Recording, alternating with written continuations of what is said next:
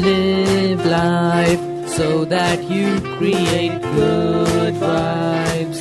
The good vibes. Live life so that you radiate good vibes. The good vibes. Live life so that you generate good vibes. The good vibes. Live life so as to emanate good vibes. The good vibes. Spread the message of your life with good vibes. With good vibes. With good vibes. Welcome to the Good Vibes Podcast. Hey my friends, and welcome to this episode of the Good Vibes. I'm super excited that you are over here. Today we will continue on our journey of evolved learning. Evolved learning is when we learn from all the people in our lives and otherwise, all the things and experiences that we encounter. In general, we learn from life. So get pumped up now to feel alive with the good vibes. Hey my friends, and welcome to this episode of the Good Vibes. Today we'll be talking about the comfort zone and why you should be in the comfort zone. Now, is this topic sounding a little confusing to you because all you've heard is be in the discomfort zone? It is because I'm telling you about the second type of comfort zone. So there are two comfort zones which I'm going to be talking to you about today. So before this, we're actually covering the topic of resistance. Resistance to doing things.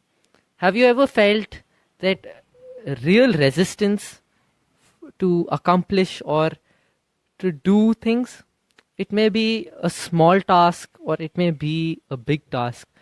But sometimes we just have this mind block or resistance which stops us from taking any action or getting any results.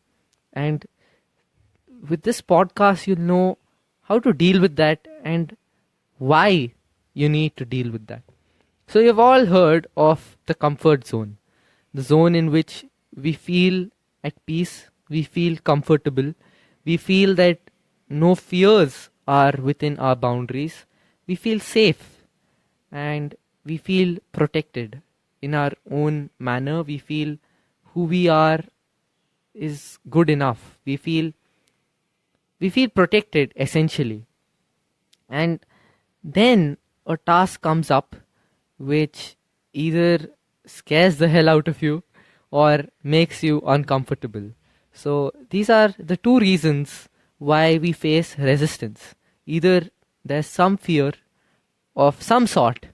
Maybe it's a small fear, maybe it's a big fear, but there's a fear attached to that action, to that activity. There's some fear inside you, or you don't want to face the discomfort. You may not be scared, but you know that if you do it, you're going to feel uncomfortable. It's like approaching a new stranger, suppose in a bus or in your workspace or in your school, approaching a new person. You know that it's not scary because after all, he's a person. Or maybe you have a fear of talking to people, or you know that the conversation, you might make the conversation awkward and that is uncomfortable, so you avoid it. So with this example, you know that there are mainly two reasons why you're going to avoid something or you're going to find resistance to do something. It could either be fear or that you're going to be uncomfortable. Now, the second comfort zone is after this resistance. So there is a second comfort zone. So there is a comfort zone where you are right now. Then there is this uncomfortable zone or the zone of resistance or discomfort or unknown. Maybe that's the zone of unknown. You don't know how it's going to be. Maybe you have a fear of it, or maybe you know how it is and it's uncomfortable to you. So that's the zone of discomfort or the unknown. So you have a comfort zone, and then around that you have this discomfort zone, and around that, after that, you have another comfort zone. I mean, when you cross the discomfort zone, you reach another comfort zone. So in other words, imagine yourself sitting where you are and draw a 3, 4, 5 meter circle around you. Now, this is your comfort zone. And outside this is the zone of discomfort or the zone of the unknown. And in the zone of the unknown, you have an activity which you know that you need to do. It's the activity that calls you to become greater than yourself. And in this zone, you usually don't enter it because you have fear or you are uncomfortable. So the second zone, I mean the radius of the second circle will be about 7 meters. So the zone of discomfort is like a 2 meter circumsphere which surrounds the comfort zone of yours. And after that, you have an infinite, unbounded comfort zone again. So you just need to cross or pass that 2 meters of discomfort. And when you do that, you're in another comfort zone. And this comfort zone is much, much bigger, larger, and you've conquered that discomfort or that fear. So you feel more comfortable and you're going to find the next thing to conquer. So this just keeps becoming bigger. So this is the visual picture. And why it's important to get out of that 2 meter zone is because firstly, it's just 2 meters. It's not a big thing. It's a very, very small kind of zone which you just need to cross.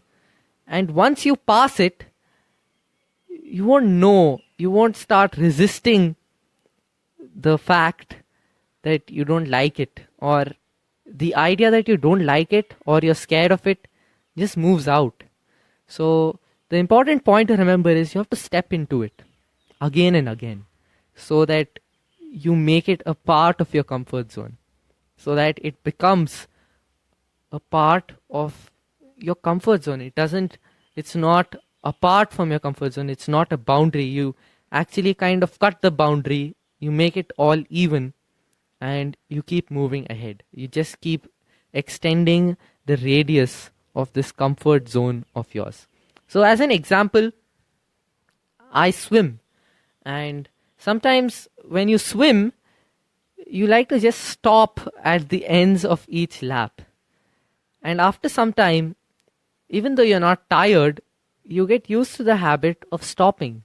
And the idea of just carrying on without stopping gives you a sense of unease. It makes you feel uncomfortable because you're used to stopping at the end. You're used to just standing, even if it's for 30 seconds, and then moving ahead to catch a breath, in other words. And you might think, why does it matter 30 seconds or stopping? It's because it becomes a habit to stop every time you swim. So this was happening with me. And even though I had done 20 lengths once without stopping, I did it once, and then I again got back to stopping after 2 lengths. So in other words, in simple words, it's uncomfortable for me to keep going without stopping. I mean, sometime or the other, I just feel I need to stop. And then once I had this friend come along, and I told him, come on, let's do 6 together. Let's do 6 in the sense 6 into 2. Let's do 12 lengths together without a stop. I told him, let's do 12 lengths without a stop. 6 laps or 12 lengths without a stop. And I knew that was outside my comfort zone, and it wasn't comfortable for me to do it. And it may not be comfortable every time. But I told him, let's do it. And even he finds it uncomfortable.